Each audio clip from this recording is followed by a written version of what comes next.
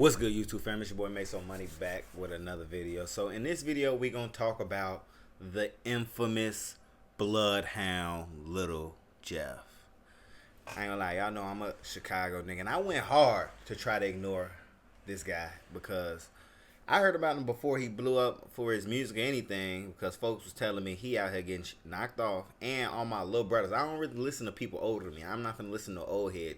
But sometimes when I be running like youth sports and stuff in Chicago, I like to ask the little kids, like the 13-year-olds, 14-year-olds, 15-year-olds, like I ask them what music they listening to, because like if you know what type of music someone listening to, you'll know more about them than what they telling their parents, what they telling anybody else. So just ask like whoever it is, your little bro, your little sister, be like, yo, what music you listen to?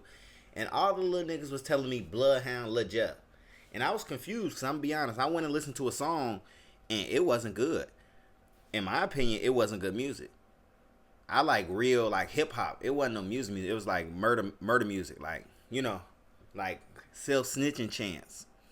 But you know, as a central voice for the YNs in the city, I was like, okay, I'll give it a listen. I hear y'all out, and I heard about it, and I guess his story was the most interesting part about it. So, with that being said, let's get into the story of Bloodhound Lil Jeff, because he was hot for a year and he was gone within a year. I think he blew up post after his life anyway, because I remember catching on to him. He was already gone in the city. Reputation has always mattered in hip-hop. If you say something, there's a sense that you need to be able to say it verifiably, but it seems like this is only unique to rappers. After all, it's not like anyone asked Freddie Mercury of Queen, Tom Jones, or Johnny Cash if they really killed people when they claimed they caught bodies on songs. Yet, in the warped world of drill music, the more dirt you do, the more lucrative your rap career becomes. Exactly. However, there's two sides to becoming infamous, because while it may bring you success in the short term, the notoriety of being a famous shooter makes you an even bigger target in the streets. It might mean that you aren't around to savor the work you put in to make your life get hot in better. the rack like For this that, Chi-Town gangster, he was too far gone to ever be redeemed. It's your boy Luesta, and this is the horrifying story of Bloodhound Lil Jeff, the drill rapper who took out 11 people before passing on in just as violent a fashion himself. Raised by a single mother in Chi-Town, Jeffrey Harris never had it easy. In fact, he was almost capped inadvertently at the age of 14 when his house was shot up due to his older brother's own gang ties. Meanwhile, his father, who wasn't around, allegedly had ties to 068 C Block. Hailing from 79th Street and Maryland Avenue on the east side, this is Black Disciples territory. And eventually, Jeff threw caution to the wind when his dreams of basketball were over. I was 16. I was trying to play basketball, but that's around the time I ain't make the varsity team. So at 16 was when I was realizing this shit real. I don't know what the I'm gonna do, cause you know. I ain't gonna lie, that's most of the story in the cities though, bro. It'd be like, motherfuckers, either the sports go right. If sports don't go right, you just hanging on a block around your friends, and like the athletes, they break off a little bit, but the friends on the block just keep doing more and more block shit. Then you look up like, damn, I'm 4 years in, I'm damn near a vet in it. And then you getting wild. That's why I be trying to tell my little brothers, like, yo, I think that's cool, but you should really try the sports route, the athlete route, the scholarship route, because your life will probably end up better in the long term, because street niggas don't got a long life expectancy. They live in dog years and shit. That point, like, once you don't make that team, it's over. Left with no direction, OVA. He soon found himself in the waiting arms of gang life. Founded in 2015 as an offshoot of gangs known as Braindead and Drill City 079, Lil Jeff swore allegiance to the Bloodhound crew when he hopped off the porch at the age of 18. Pitted against enemies like BKN, Trap City, 800, and the 8-Tray Mob among others, Jeff put the same level of dedication he once gave to his hoop dreams to terrorizing his ops. From his earliest days as an affiliate, he flagrantly waved guns, bragged about robberies, and insisted he wasn't scared of anyone. I'm gonna show y'all who just got his ass cooked. That nigga found me mad. It wasn't him, but it was another. Tuck your chain, they bopping in the city. Ooh, he ain't had none of this shit. What a burst. Can't even pop your shit. They trying to hold something down. Rolling this nigga, cuz his ass was fucking. Show that bitch. All this little shit be fake, cheap for real. I'm having my way in Chicago, Illinois. Now we got another road. Hey man, give them people they shit back. Psych. They should never been trying to kick it down the line of green. Right. Ew. That's it, $10. It cost him his whole hustle career. Everything he worked hard for, it cost lost out. However, in a world where some individuals do this without having any genuine commitment to the cause, this certainly wasn't the case with Lil Jeff. In fact, he didn't even seem to care if he got imprisoned, considering he literally attempted a drill on IG Live. That bitch tweak. Button, little folks, the Joker. Despite his young age and lack of experience, Jeff quickly became a key player in the gang. The turning point came when his close confidant Z-Money was taken out in what was believed to be a backdooring hit. This killing shattered a decade-long truce between Bloodhound and Trap City, igniting an all-out war. For Jeff, this was a pivot. Now, one thing I know for sure is that's not the right person. One thing I know for sure is this dude right here is an out west superstar who known for doing for something happening to him for some cash. One thing I know for sure, being a real Chicago native, that's not who you talking about. You fried. This is what I be talking about. People from other places. That ain't the right Z-Money, folks. Bloodhound and Trap City, igniting an all-out war. For Jeff, this was a pivotal moment, the point where he officially declared open season on his enemies. I'm taking the killing school class Where? start next week. You gotta at least have 2 bodies though. For I ain't coming with no. If you ain't got shit, I can't work with no beginners, folks. You gotta at least have a 2. I'm gonna give y'all 2 minimum. I'm gonna start at 2 minimum, cause y'all know where I'm gonna start at 2 minimum. This little shit got little bro them going crazy. They want the BM in the city. I don't know what the hell wrong with y'all. Go to math class or something. No, anything. You gotta have 2. You gotta have a minimum of 2 of them bitches to come to school. You gonna sit your dumb ass in this seat, and whatever I say, do it. If you do anything scary, bitch, I'm smoking. Within a matter of months, Jeff would allegedly rack up 10 bodies, even commemorating this grim milestone with a tattoo. Some of their identities are still debated, with names like Lil Gutta from Hit Squad, Clay and Crew from 8-Tray, and a 33-year-old known as... This nigga had a 10-1 KD? Alright, I'm gonna stop pausing, y'all. 10-1? God damn.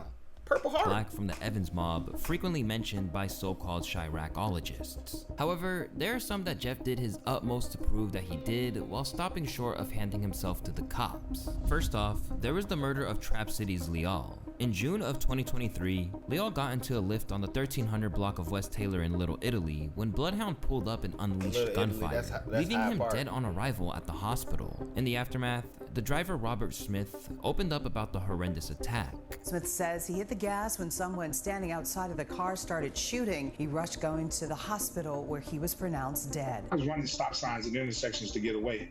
So at one intersection, I had to stop because there was a car coming through, and then I turned to him and said, "Hey, I'm going to take you to the hospital." And he said, "Okay." Then the next time I stopped, I had to stop at a light because there was 2 cars coming through the intersection, so I couldn't run it immediately. And niggas be having beef, don't even got a car. He wasn't moving too fast. Although no arrests were officially made, Lil Jeff hopped online immediately to claim responsibility. Go ask my ops that Marco Drake put shit in park. Go ask my ops that Marco Drake his ass ain't making fuck. Go ask my ops that Marco Drake his ass ain't get out that car. You know that? I was right there, you know that? Damn. And from there, he continued to antagonize his foes by reenacting the scene for his own amusement.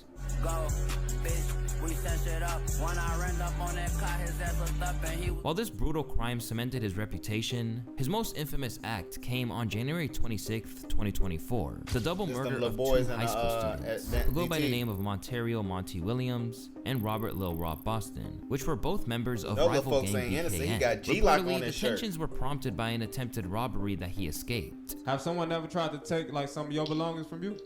Now listen, I ain't gonna lie. A nigga did run off on me before. I will tell you that. Niggas did what they did. What, he zeroed you on the move or something? Yeah, basically. That happens to the best of us, right? We done all been finessed. Yeah, his ass ran off and it wasn't about shit. We done all been finessed, bro. Get a little shit. That's what comes with the streets. Shit wasn't about nothing at all. I'm talking about at all. Believing BKN to be responsible, Lil Jeff swore to get his revenge. On that fateful day in 2024, Monty and Lil Rob were outside Innovations High School when masked assailants hopped out and let off shots. After they were both hit multiple times in the chest, Monty and Lil Rob died at 17 and 16 respectively. These killings shocked Chicago in terms of both the scale of the broad daylight assault and the age of the victims. Under this CTA elevated platform near Wabash and Washington, crazy as hell, yeah. where police say 2 teen boys, high school 16 age, and 17, out DT. both students at Innovations High School, the South Side. were shot Y'all and getting booked about feet that. piercing through the busy midday. We supposed to get out of that from 12:50. This ain't out west, over east. You get booked about can't that. Nobody go in, can't nobody come out. It happened shortly before 12:30 this afternoon. Police say Y'all don't 6 see all them white students people right were there? walking out of the school after classes were dismissed. When You don't see that. You don't see this Indian person, white person, baby strollers. Like, yeah, ass is grass. Students were walking out of the school after classes were dismissed when a car and SUV, both dark in color, pulled up. And a group of individuals exited said vehicles, fired multiple times, striking 2 of the teenage students of Innovations High School. But for Jeff, it was just another thing for him to boast about. I feel if I get mad enough, when Shit, it nigga, will this shit start cool 'cause happening, they I slow. went black for like a week, and poof. Gotta go. After that one, poof. I came back, poof. I don't let them niggas though. Elsewhere, let in his the newly city know. launched rap career, Lil Jeff made reference to turning That's Za what got into him Za, poppin'. referring to another moniker for Monty. Bitches wanna eat dick cause they know I smoke out. We really spank shit, turns out into Za. Damn. Suddenly, Jeff became a rising name in Chicago, and as he transitioned into music, his notoriety only fueled his buzz. But with his growing legend came an ever-expanding list of enemies. While he's often recognized as a rapper, it's important to note that Lil Jeff's is not a music rapper, career was he's stretching incredibly shit. short-lived. His earliest tracks like Can't Beat Us only surfaced about 2 years ago, but with his name now carrying weight both in the streets of Chicago and on Reddit as an active shooter, his Stepping in Blood mixtape soon got immensely popular. That came Soon out, he enough, was already he was popped getting by calls then. for interviews where he became cryptic about the exact activities he was up to on the streets. Cause they said Bloodhound Lil Jeff got 10 bodies. I said, okay, well he can't be in the rack then. This nigga must be, you feel me? In the UK. You know what I'm saying? So we definitely want to get to know the Bloodhound Lil Jeff story today. Can you start by telling us where you're from? I'm that. I don't know, east side of Chicago. East side of Chicago. However, it's clear that he leaned into the image whenever he got the chance. He's with it. So, okay, so you got this reputation, man. You got this crazy reputation. Shit. Feel me? How do you move through Chicago? Do you feel like you probably got a target on your back? Hell nah, these niggas scared me. I'm outside every day, they ass ducking. I never see people on live dropping my low, showing their ass where I'm at. We be outside every day. I don't know. I'm up everywhere you could think of. Soon, Lil Jeff's legend Chicago not a continued to place where expand, you gonna with be the toughest guy speculation out growing and that he just wasn't live solely long. active in Like Chicago. maybe in both a his small own town or music something, and that of not his the rack allies though. like Lil Scoom, Slow there were down. lyrics hinting at him and Q50 operating as hitmen.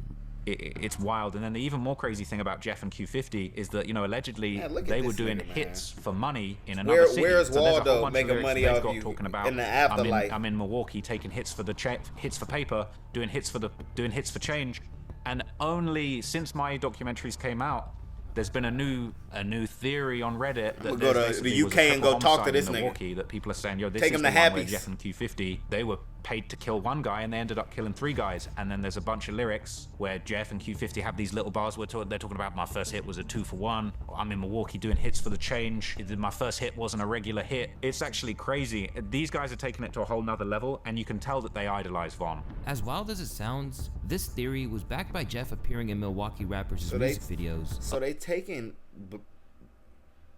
hits for money. With artists like K-Rax paying tribute to him on Instagram. And then they link them in songs? Well, although he believed the city was I know beyond Jeff saving, stretched, but Lil his Jeff other insisted homie, that no matter his how much rapping, success he gained as a rapper, Chicago better was the hope only place Milwaukee for him ain't on as you, long as folks. he had unfinished business. How can we make Chicago a better place? Duck your taco. Get the hell on. Yeah, Get the hell on. If Get you out could Chicago. do it not, if you mind your business and just that's it. Bro, Stay in right. your own lane. That's all you can do. Yeah, but it's tweaking. up. I ain't this shit up. You just gotta get the fuck on. If you can move, go ahead and get the fuck out of here. Yeah, I know you aspire to move one day once you. No. No? I ain't ducking my shit, boy. Then you You wanna already stay? knew it was coming for him. The rack is busting. I'm gonna move one day though, but not right now. Yeah. I got shit going on. But no matter how ruthless he seemed, Jeff wasn't as cold-hearted as Chicago he made himself only out allow to be. bad Beneath vibes, the and tough he is the exterior, bad vibe. It was He clear loving that he it. was self-medicating to cope with the trauma of his lifestyle. At one point, he was even seen snorting a perk mid-interview.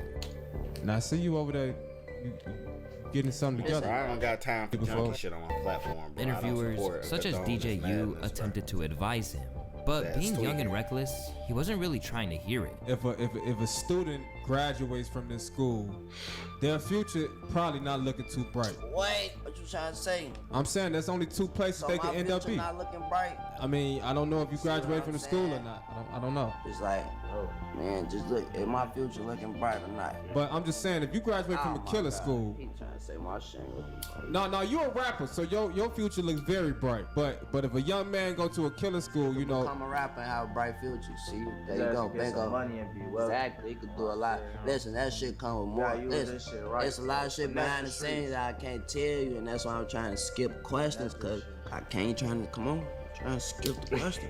Right. Get the fuck on from this shit. Besides, Lil Jeff had a pretty cynical outlook for someone who was barely even old enough to drink. For one thing, he was scarily at peace with the prospect of his demise, but the alleged mass murderer claimed that if he did go down, there'd be vengeance. They say I'm dead, tell them to get back. Oh no, they still finna go spin for me though. They still finna spin for me. He one of them niggas that ruin lives in the afterlife. He make the shit look so good, he'll ruin your life in the afterlife. Tell me we spinning on y'all. Throwing away souls like dirty napkins is crazy. Talking in pre-death is wild. At least he was niggas in the city like that though. Clearly, Bloodhound Lil Jeff y'all ain't never been in places where folks in know they finna die. They them to put some voodoo on. You need to go to Louisiana, go to Chicago, go to the trenches. You'll find some niggas, they damn near speaking voodoo the way they telling you, like, hey gang, I need you to spin when I get stretched. I need you to catch at least 5 of them for me. Oh my grandma, they get to plucking hairs out your head to make sure you stretch something. These niggas crazy. Of infamy. In fact, it appeared that he felt there was no way around it once you entered that life. In this sense, Jeff shared the same mindset as one of his rap idols, King Von. Somebody kill somebody, everybody got family, somebody relate to him or somebody cool him, you kill him. Now everybody that he was close with is trying to kill you. It's a never ending, or they gonna kill, let's kill somebody close to him. Right. Hey, how does that end? How y'all stop that? It don't stop. It's everybody, all everybody gone. Playing the game. Gone, you see what I'm saying? It's the last and it's $1 million conversation. You gonna be in jail, you gonna die, or you getting lucky around this bitch. Primed to keep pushing as long as he could. Thing is, folks got lucky. He went to LA. He came and seen a better life. Went left, but he those wanted in the know saw it as a foregone conclusion. Inevitably, though, if you knew Jeffrey, yes, inevitably. And sure enough, in the same year that he was catapulted to fame, Lil Jeff would be taken out of the picture. Considering how much dirt he did in the streets towards his rivals, Lil Jeff was already firmly on their most wanted list. But the situation escalated when he was caught in Trap City during an attempted drill. After chasing his enemies into their own territory, Jeff stormed into a house, aiming to take out an op, only to catch a bullet to the chest. And although he was rushed to the hospital, it was a little too late, as he was pronounced dead on arrival. The crime scene noted that a male victim, John Doe, was near a sidewalk when he was struck in the chest by gunfire. The victim was transported to the hospital. Damn, that's a lot of cases. They was dumping. There are no suspects in custody. 45. A large number of shell casings were located at the crime scene. Yeah, they probably Lil Jeff was gunned down at just 21 years old, and for his enemies, his death was a cause for celebration.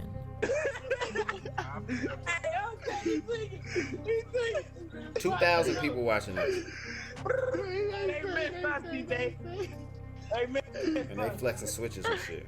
They say they chop that brain. Hey, I'm really from a place where you known for being slow. Like, only Chicago you get known.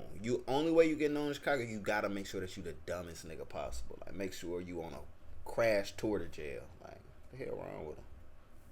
It was a case of a young man striving to be something to the extent that it killed him. I feel like they die out faster because they just jumping into something they don't know the steps of it. They just like, okay, jumping in and go off to diss songs and still gotta catch the bus or still gotta ride and catch the Uber and stuff like that. So they don't really know, like, a lot of things can affect you with going that route, especially when you ain't got everything taken care of already. You still a kid when you first starting off anyway. You still living with your mama. You probably ain't got no money. You gotta take these buses. You fucking with these hoes that fucking with these other people. So it's all stuff could play out, but they not knowing this at the time though. According to Chirac experts, the death of Lil Jeff was linked to the attempted setup of a man named Trap City Rob. You can see on the video somebody outside like talking to their girlfriend or, you know, talking to a person who they just interacted with, and you see him run down and chase the guy in the house, and then you see him flying back off the porch, and then you hear do do do do do do do do do. And the paperwork can say he was hit 19 times in the chest area. He was shot 19 times. And that's how I think they grabbed Rob for the murder, because it's overkill. It ain't self-defense 19 times. Clearly see on camera that 4 dudes is waiting outside basically to ambush them. Like, I don't think he should be in jail, but in Chicago, they lock up the wrong people. They let out the wrong people, you know, and it's just crazy, man. But Rob, he's still up in there. He's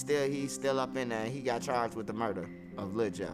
Rob was recently picked up for the murder after a witness allegedly placed him at the scene. In a bizarre twist, cops had to use 2 sets of cuffs on Rob's due to his sheer size. But with a lack of solid evidence, he was ultimately released. Rather than boasting about it, he seems more focused on moving forward. Man, he was just trying to live life.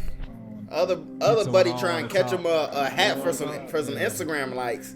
This man just trying to grow up and raise a family, man. What's wrong, gang? You know, shit, we coolin'. Yeah. We right here talking.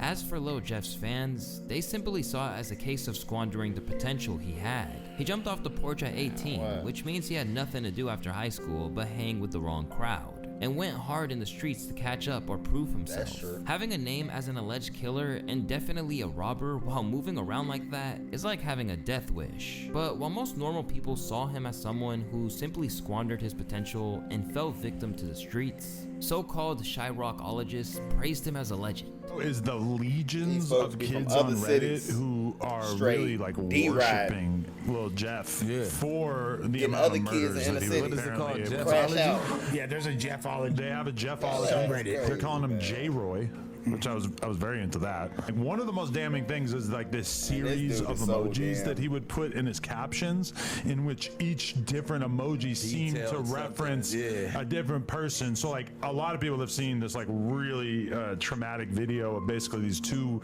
high school age kids that got killed in Chicago.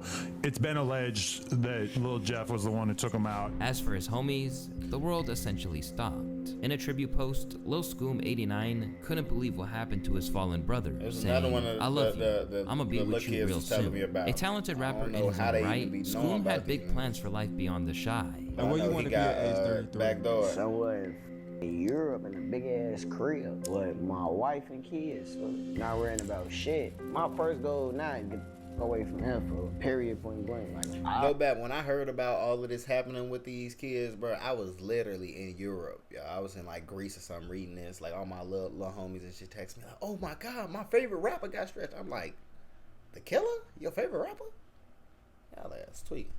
Be in this motherfucker. Like, what's the point of living here for? Shit, I want to have kids, gang. There ain't gonna lie, folks. That shit I don't get no. He ain't get to see it, How man. tough you is on my dead cousin grave. What a real nigga scared of death and fucking jail. My cousin grave, don't let no nigga tell you they not scared of that shit. But tragically, Scoom wouldn't get a chance to achieve any of that. Instead, he barely lasted a month before he was ambushed and murdered while simply trying to get a haircut. And with that, Chicago Drill was relieved of 2 of its biggest prospects for the future, leaving a glaring hole in the scene. I feel like if they had some real guidance in their life, like motherfuckers who's really standing on them high, motherfuckers be standing on me and how I stand on my artists. And I feel like Lil Jeff and Lil Scoom, them little niggas they was something to work with. Like I ain't gonna lie, like they the new generation. But by the sounds of it, all that despair hasn't stopped 079 Bloodhound from staying active. According to Trap Lord Ross, their homie and fellow rapper Q50 has recently picked up where Jeff left off. He also argues that if Jeff had survived, he would almost certainly be behind bars by now. Oh, for sure. You know, Q50's still out here. He got arrested He for a little period of time, but he got let back out, and he's he's just out here, you know, navigating the streets with supposedly with 8 bodies. I don't know how he's not in jail. It's actually kind of baffling, this whole situation. I think if Jeff was here, he would definitely be in jail, facing really serious charges for a number of bodies that he was allegedly committed and claimed. Those guys made it really obvious for everyone, you know. In a rare interview, Q50, who spent time behind bars for firearm possession, hold a switch. How about you learn how to edit you a video? His brothers in every way. Okay, how did Lil Jeff and Scoom impact your life? Alright, so I ain't gonna lie. When I lost my big brother, I ain't gonna lie, that shit, I'm gonna keep this shit a buck. Cause I ain't no more, I ain't no lying ass nigga. That shit hurt me. That's my big brother. It's my everyday nigga. This we the same nigga. We the same brain. We think like, you know what I'm saying? We do everything together. This when I'm downstairs sleep. This who coming downstairs. He don't get no fuck if I got a hole in the bed. He gonna come downstairs and wake me up just cause that's my big brother. Can't no any nigga just do that. Already reeling from the passing of Jeff, he claimed in a moment of real vulnerability that the death of Scoom was the last straw where he was taken away. Lil Scoom, that was my heart. Cause Lil Bro, the thing y'all don't know about Lil Bro, he had a sweet soul. Lil Bro always smiling.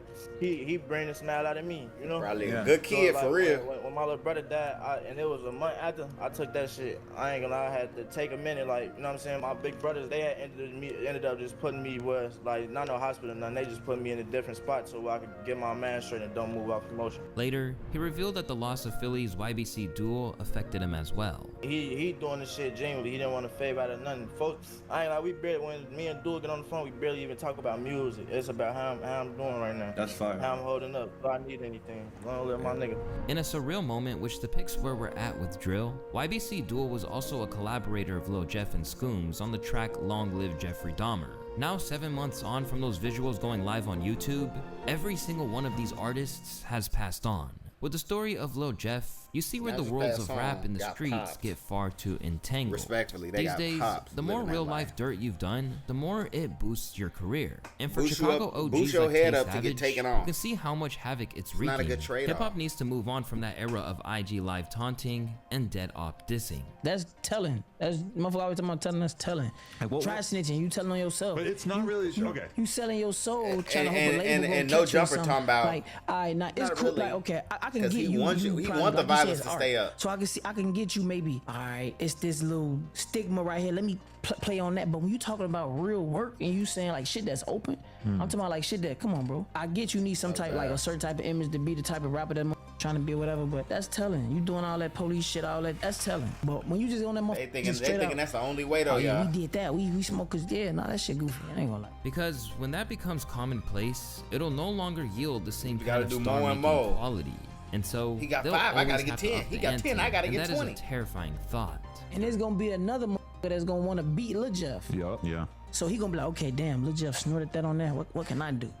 Shit, I'm gonna throw somebody off a bridge on live. Despite how Reddit portrays him, he wasn't just some video game character. He was a real, albeit dangerous person, and to friends like JB Bin Laden, his loss was deeply felt. When did you meet Lil Jeff? I really like his big brother. That's my best friend for real. I know him since he was like really like 6, 7. What's he like growing up as a kid? I was a badass little kid for real. He's a sneaky badass little kid, you know, bro. He'd be like sneaky bad. Everything he did for real, he excelled in that shit. You got funny Lil Jeff stories? This one when he was a little kid. Back then we used to have little socks shit, you know, bro was a hooper too. Put his socks on, the little hooper, elite little Nike socks. Them bitches was there. He'd be mad as hell, face red as hell. Yeah, that's some real little brother shit. Long live Lil Jeff, man. Long live Scoom, man. Long live LA, man. Free for now, man. Fuck the ops. And unfortunately, the war that took his life and countless others shows no signs of slowing down. Recently, JB Bin Laden and his crew barely survived an ambush at a recording studio, an attack that happened while they were being filmed for a documentary by Brandon Buckingham. These are the final moments I filmed before we exited the recording studio, and were met by 6 masked gunmen who emptied over 60 rounds at us at close range, injuring 4 people. The shooting happened right outside of Studios. As a matter of fact, I want you to come take a look at this. One of the bullets pierced this door, and that's not the only one. We found a shell casing on the sidewalk, the same sidewalk where 4 men were shot. And in the process, a cameraman was struck in the jugular with a bullet, narrowly escaping. Well, there's blood all over me. Did I get hit? Or is that my hand? Did I get hit? Oh fuck, did I get hit? Cameraman never dies, y'all. Always pull out your camera after you get With popped. promises of new posthumous music from Bloodhound Lil Jeff in the works, it's clear that his legacy will live on. But he could have been so much more. Not to mention that if he never got caught up in this life, as many as 11 others might still be alive too. But then he wouldn't have been known though. It's Luesta, and if you guys want to see more videos, bro, keep people alive, but then I wouldn't have had the clout, nigga. 10 more people would have lived. How would I got my 10 new lids? I love to go get new fitteds every single week. How I'm supposed to get my lids up? How I'm supposed to get my subscribers up? How I'm supposed to get my bands up? I have to learn a skill. I can't just go kill people. Nah, hell nah. Them folks just gotta go. What be wrong with niggas, man? It's your boy MasoMoney. Like, comment, subscribe, watch another video, do the other stuff and the other stuff and the other stuff that you're supposed to do for a YouTuber and shit. I'll see y'all in the next one.